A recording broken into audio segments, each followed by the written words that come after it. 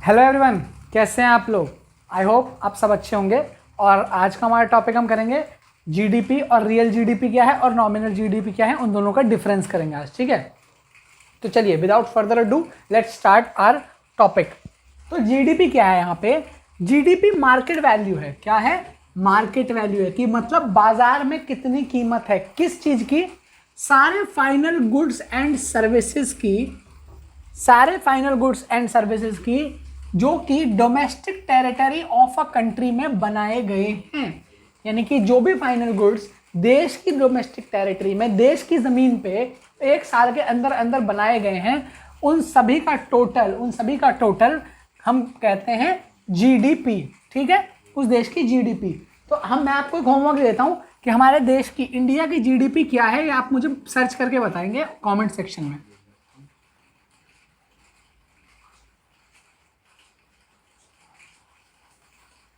तो जीडीपी का मतलब है ग्रॉस डोमेस्टिक प्रोडक्ट, यानी कि टोटल डोमेस्टिक टेरिटरी पे कितने प्रोडक्ट, कितना प्रोडक्शन हुआ है गुड्स एंड सर्विसेज का।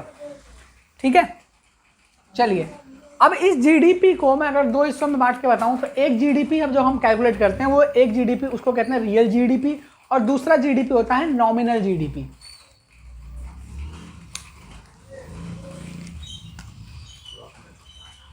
तो एक जीडीपी होता है आपका रियल जीडीपी और एक होता है नॉमिनल जीडीपी। तो सबसे पहले हम नॉमिनल जीडीपी की बात करेंगे, या जीडीपी एट करंट प्राइस। ठीक है, तो आप इतना नोट डाउन कर लीजिए और फिर हम करते हैं nominal GDP, GDP at current price.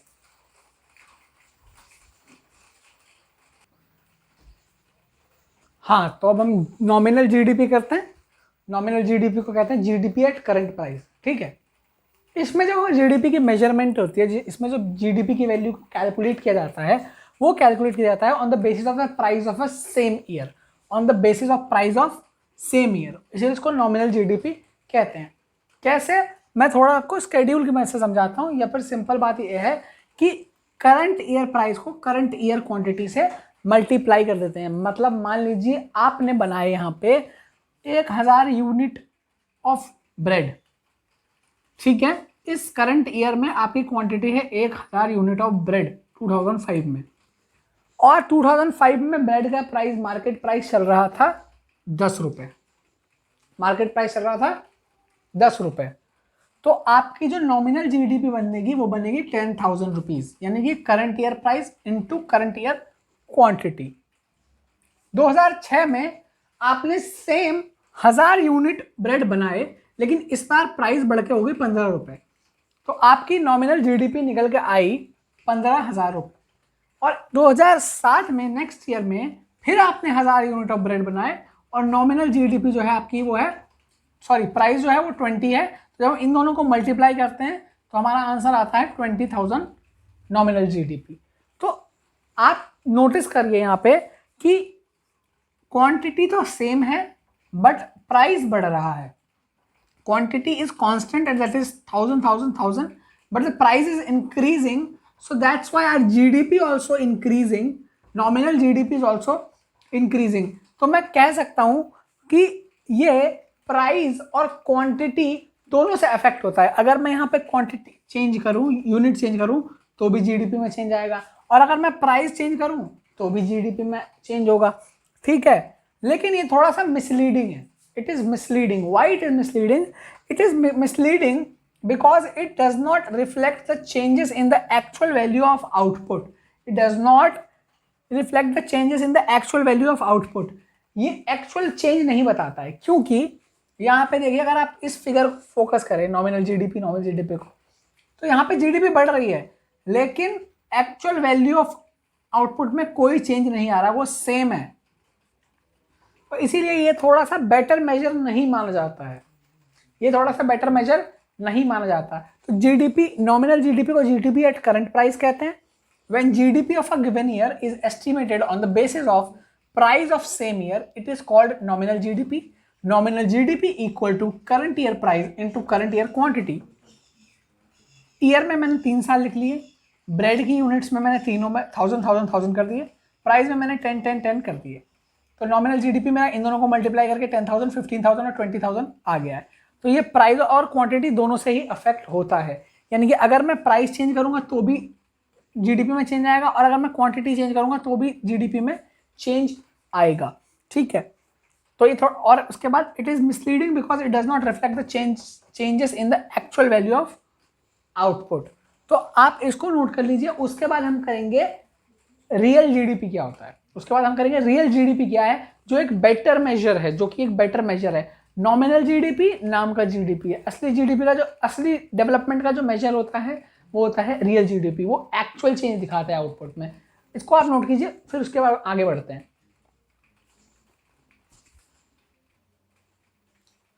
तो अब बारी आ गई है रियल जीडीपी की, और रियल जीडीपी को कहते हैं जीडीपी एट कांस्टेंट प्राइस। इसमें क्या करना होता है हमें, इसमें क्या करना होता है, इसमें हम जीडीपी निकालते हैं लेकिन प्राइस को कांस्टेंट रखते हैं, कांस्टेंट रखते हैं, प्राइस को हमेशा कांस्टेंट रखते हैं। क्या बेसिकली हम क्या करते हैं, एक ईयर सेलेक्ट करते हैं। तो हमारे केस में मैंने जो ईयर सेलेक्ट किया है वो सेलेक्ट किया है 2005। अब इस 2005 का जो प्राइस है, इस प्राइस को मैं कह देता हूं बेस ईयर प्राइस। ठीक है, और इसको I will treat it as a benchmark, base year price, and I will treat it as benchmark. और इस बेंचमार्क से मैं कंपेयर करूंगा और सालों की जीडीपी को। ठीक है, तो अगर मैं दिखाऊं आपको, तो हमने 1000 यूनिट बनाए थे पिछले केस में 2005 में, 2006 में भी 1000 यूनिट बनाए थे, और 2007 में भी 1000 यूनिट बनाए थे। तो प्राइस जब मैं कांस्टेंट करता हूं, इस प्राइस को बेंचमार्क मान के 10 10 10, तो मैं देखता हूं कि मेरा 2005 में भी जीडीपी जो है, सॉरी ये रियल है, तो जो हमारा 2005 में जो जीडीपी है वो भी 10,000 है, 2006 में भी 10,000 और 2007 में भी 10,000 ही है। तो यहाँ पे जो मैं मल्टीप्लाई कर रहा हूँ बेस ईयर प्राइस को, वो करंट ईयर की क्वांटिटी से कर रहा हूँ, यानी कि इस ईयर की क्वांटिटी से कर रहा हूँ। ठीक है, तो अगर मैं इसको चेंज कर दूं, 2006 में यूनिट बदल दूं कि इस साल मैंने 1500 यूनिट बनाए, फिर उसके बाद मैंने 2000 यूनिट बनाए, तो मेरी जीडीपी जो होगी वो चेंज हो गया आ जाएगी 15,000 and 20,000. So I am basically multiplying base year price with current year quantity, base year price into current year quantity, base year price into current year quantity. तो अगर आप ध्यान से देखें तो ये अफेक्ट किससे हो रहा है, ये it is affected by quantity only. तो क्वांटिटी के हिसाब से चेंज हो रहा है because the price is constant over here, price constant है तो क्वांटिटी से चेंज हो रहा है। तो अगर हम देखें तो एक्चुअल जो प्रोडक्शन को दिखा रहा है वो ये रियल जीडीपी ही दिखा रहा है, दैट्स एक्चुअल जो प्रोडक्शन को दिखा रहा है वो जीडीपी ही दिखा रहा है। एक्चुअल में फिजिकल आउटपुट का जब बढ़ रहा है तो ही जीडीपी बढ़ता हुआ नजर आ रहा है हमें इसमें। पिछले केस में ऐसा नहीं था, पिछले केस में आउटपुट नहीं बढ़ रहा था, आउटपुट सेम बना रहे थे, still the GDP was increasing. Why? Because the price was increasing. Inflation की वजह से प्राइस बढ़ रहा था और फिर हम कहते हैं कि हमारी जीडीपी बढ़ रही है, जो कि एक्चुअल फिगर नहीं थी, वो एक ट्रू पिक्चर नहीं थी। ट्रू पिक्चर ये है कि यहाँ आउटपुट बढ़ रहा है तो जीडीपी बढ़ रही है। So it is a good measure for development of society as it presents a true picture of GDP. ठीक है, एक बार ऊपर वाली लाइन पढ़ देता हूं। When GDP of a given year is estimated on the basis of base year price, it is called real GDP. It is called real GDP. It is called real GDP.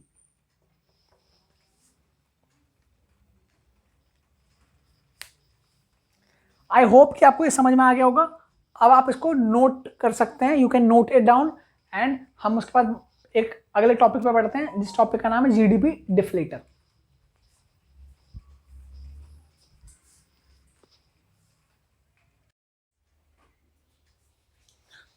तो GDP deflator में पढ़ेंगे, अभी GDP deflator पढ़ेंगे हम।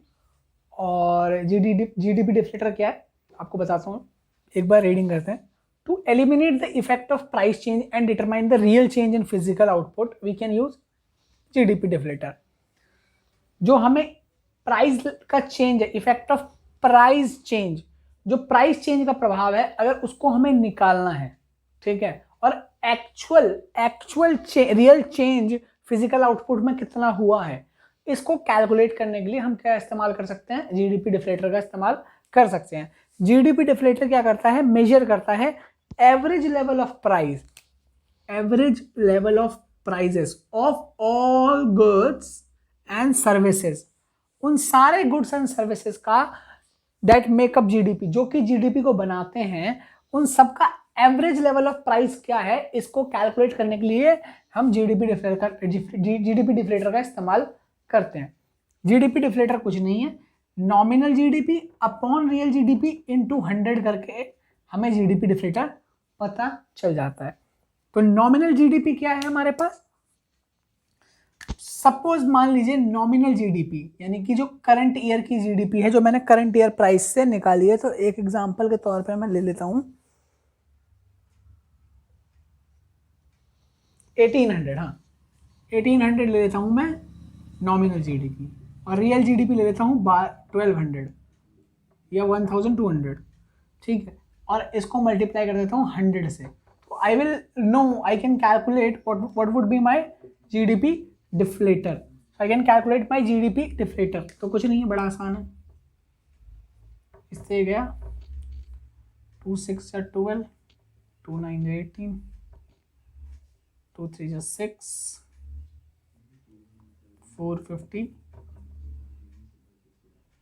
3 1, तो 150 is my GDP deflator, 150 is my GDP deflator, यानी कि average level of price क्या है हमारा 150 है, या करंट प्राइस इंडेक्स क्या है हमारा 150 है, तो जीडीपी को इम्प्लिसिट प्राइस डिफ्लेटर या करंट प्राइस इंडेक्स के नाम से भी जाना जाता है। बहुत सिंपल है ये, ठीक है। हाँ, कभी कभी आपको रियल जीडीपी नहीं दे रखा होगा, लेकिन जीडीपी डिफ्लेटर दे रखा होगा और नॉमिनल जीडीपी दे रखा होगा, तो आप वो भी कैलकुलेट कर सकते हैं इस फॉर्मूले से, real GDP equal to nominal GDP upon GDP deflator into 100. So you can easily calculate this, or if you want an example for this, then for suppose my nominal GDP is 840, my GDP deflator is 140. If I'll do multiply it by 100, then I'll get the answer 14,684. So my real GDP would be 600 in this case.